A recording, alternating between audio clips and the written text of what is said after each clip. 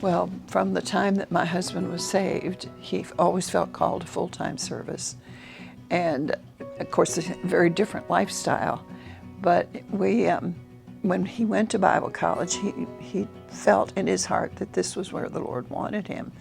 And he didn't get much encouragement because too many of the preachers felt that it was not going to work because it hadn't worked before. But this was where he felt he had opportunities to go other places, but this was where God wanted him.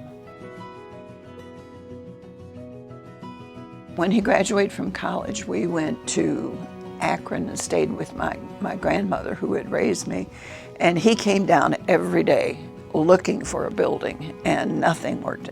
Either the building was not adequate or it was too expensive, and it was very difficult. But he told the Lord, I can remember pretty vividly, that he said, if you don't give me a place today, I will know that this is not your will for me. So he came up here and saw the for sale sign. It worked out that the owner of the house came and talked to Mr. Folger. He agreed to it, and he came to our first service, which was really kind of surprising. Well, when the church outgrew the home, Pastor Thompson at that time was working 3 different jobs, as I remember, and paying the mortgage on the home, or paying the rent on the home. And then he found a theater building down the street on Memphis Avenue. In those days, might have been 40, 50, started in the theater building, outgrowing the house.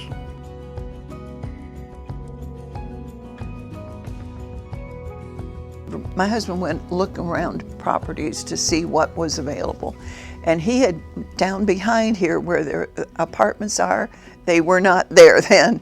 And my husband kind of thought that would be an ideal.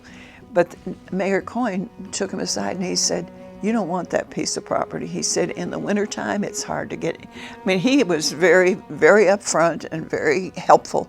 He said, you don't want that piece. And he said, there's a piece up the road here that you might be interested in. And that was this piece. We had our first service. You would not recognize that there was no ceiling in it. It was just open beams. And we, on Friday night, the guys that were in the church came over and they put down the tile and got everything ready. Well, Saturday when they came over to finish cleaning up, to their horror, all the tiles had popped up because it was cold, and it was really kind of heartbreaking. But the guys got back in there and got it all done and held services with the floor in.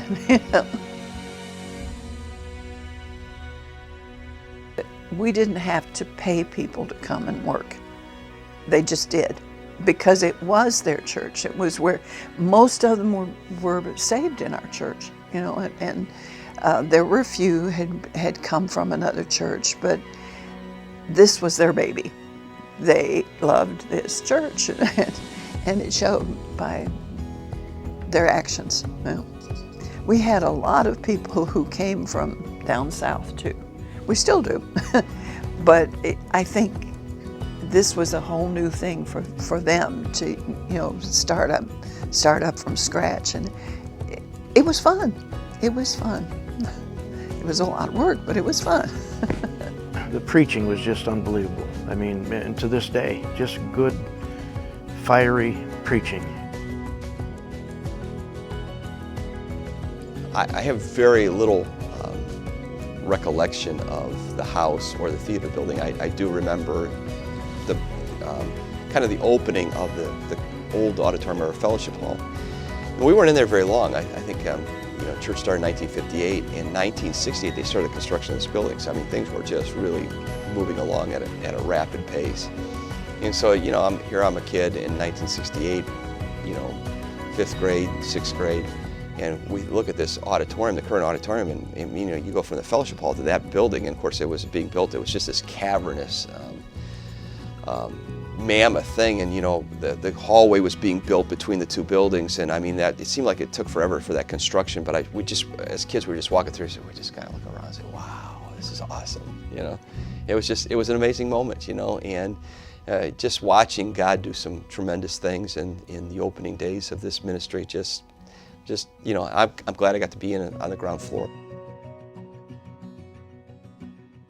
By 1968, the old auditorium was packed out. I mean, they would put down chairs, and so there was just in 10 years' time, just a tremendous growth, and a lot of that just had to do with, again, the folks that we had that just loved each other, and the singing was great. It was just an exciting atmosphere, and it was not uncommon to see 8-10 people a week walk the aisle to trust Christ as their Savior. I think what motivated the start of the Christian school was what was going on in the public sector. There was the busing issue that started in the 70s, but I don't think it was as much the busing as it was. I remember Pastor Thompson's daughter, my wife Joyce, was in school at the time, public school, and required to read books that were just material that she shouldn't have had to read. And really, kids were saying, we need to have a Christian school, man. We're confronted with this every day in the public school.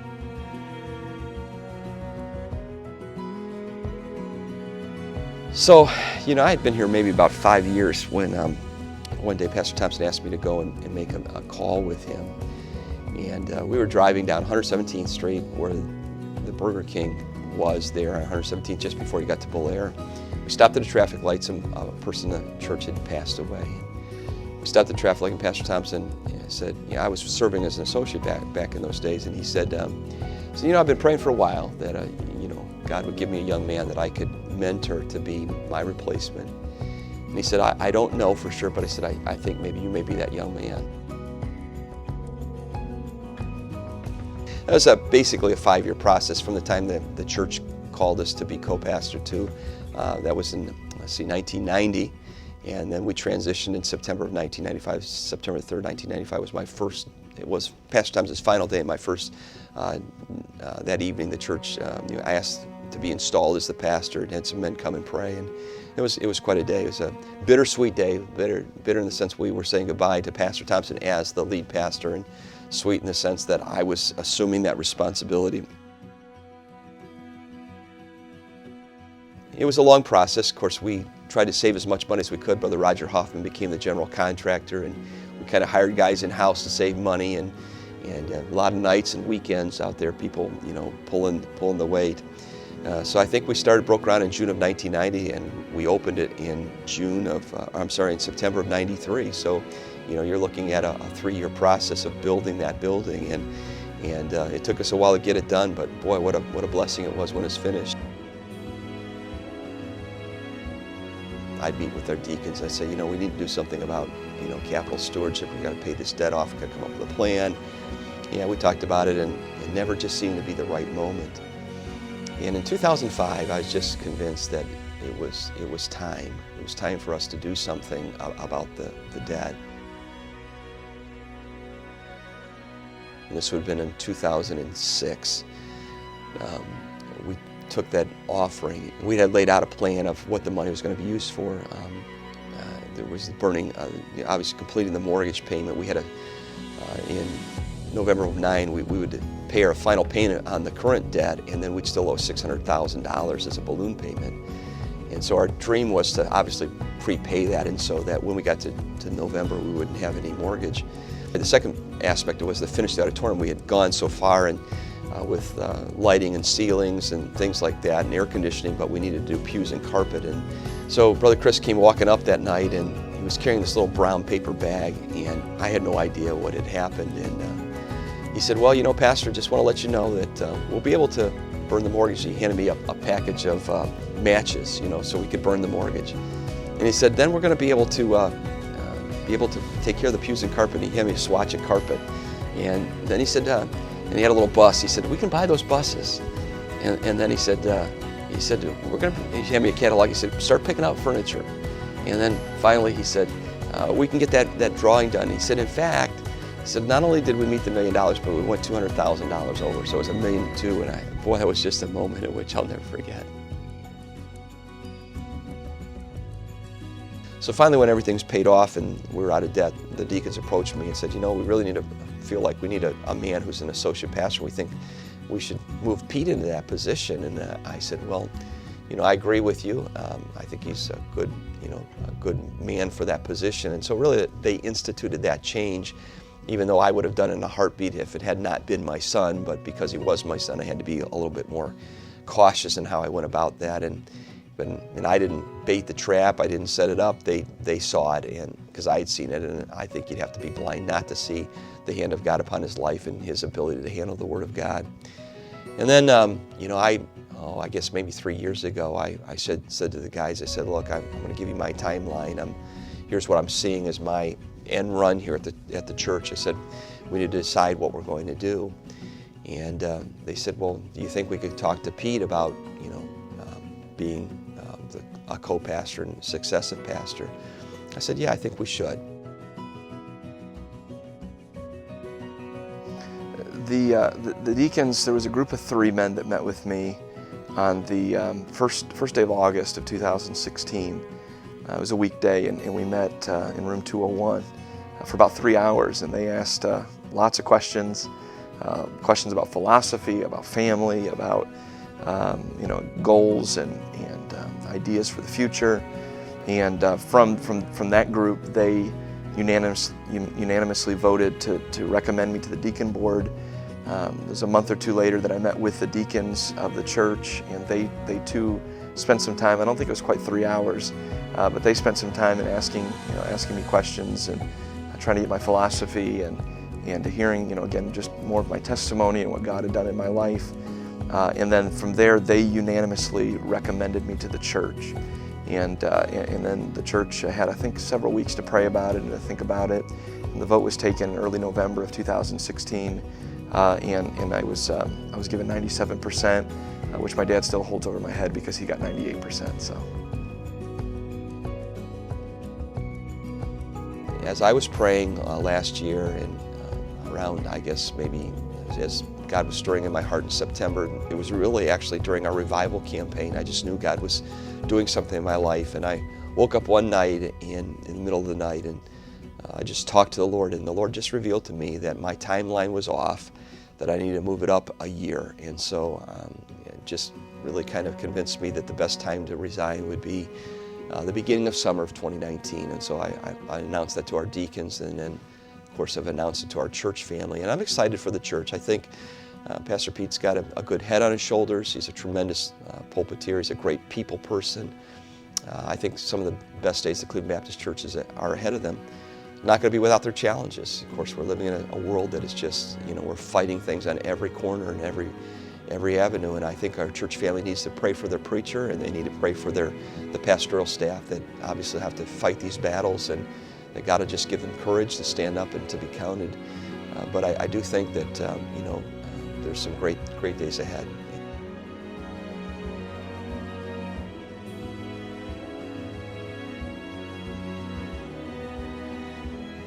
Our church has always been a missions-minded church. When you think about a Cleveland Baptist church, and we look at the demographics of our church, we're located close to the inner city, and yet we give as a church, we give over $500,000 every year to missions, $500,000, and so that's, you know, really is a thrilling thought to think about that many people coming together and really sacrificing for the cause of the gospel. In many respects, the bus ministry is the heartbeat of our church, and it's the one thing I think that makes us really unique and different. Is our desire and willingness, even in this generation, to still go into the inner city and to pick up these children. In the early 90s, God directed Brother Walter Stevens here from the Southwest Ohio area, and as far as we know, he began the first ever independent fundamental Baptist ministry among the Roma people. In that same time, we had the Hungarian outreach under the direction of Brother Pinner. It's a small group, but they certainly have integrated well into our church, and again, we love the Hungarian people. West side of Cleveland is filled with Spanish-speaking people, and it just certainly is an opportunity for us to reach them and to allow them to worship here, but in a way in which they can obviously hear it in their own language, and so we're certainly grateful for that. We love Pastor and Mrs. Duarte. We love HCS and are grateful for its ministry and its impact in our lives, not only individually but also in the lives of our children. HPI is awesome. I love to teach HPI. It's obviously a much smaller environment, and just again, it just has turned out a tremendous product. Well, obviously, I've seen 60 years. Was gone for a short period of time there, a few years, and really, it seems like week after week, it hasn't changed. The preaching, the doctrine, and you have to have a church built on strong doctrine. And my desire for the future would be to see the church continue on with just good sound doctrine, good singing, the worshipful singing that we have. The church should be built on good preaching and soul winning and a love for lost people. Hopefully the church continues on with that kind of a legacy, and we see things just not change. And so that would be my desire for the future, is to see that we continue to train young people through the Christian schools, through the Bible Institute, to go forth and do what we've always done for the last 60 years. My vision is it's really not all that different from what we've been doing for the last 60 years. I love the theme, preaching Christ and reaching the world. I think that if we will preach Christ consistently and faithfully, and that certainly involves more than just the pastor, but if every member will determine that they're going to preach Christ with their life, we will go a long way towards reaching the world. If every Christian would just get a hold of that and just determine my life is to be about preaching Christ. Well, it is to be our desire, of course, that the Cleveland Baptist Church would always maintain its Baptist distinctive and certainly not be ashamed of the fact that we're independent Baptists, but keep moving ahead and gaining ground, winning people to Christ, baptizing them, and see this maintain a vibrant congregation. There's no reason for a church to die. It doesn't have to. A church needs to, even in 2018 and 2019, it's pretty obviously independent Baptist churches. Cleveland Baptist Church is alive and well. And it's our vision that it'll continue to be alive and well going into the future and doing some of the same things we do, but keep moving, keep the pedal to the metal and moving forward. Keep on doing what they've been doing. People say it can't be done, and the reason it can't be done is because people don't think it can be done, and they don't put the effort into it. It may be a little harder, but it's possible, and it's going to, I think about this younger generation. I hope they can get the vision of what it can be. This is just the start. I mean, it's 60 years old, but it's still growing, going, and that's the thing. You don't just sit down and wait for people to come to you. You go after them, and that's what makes the church grow.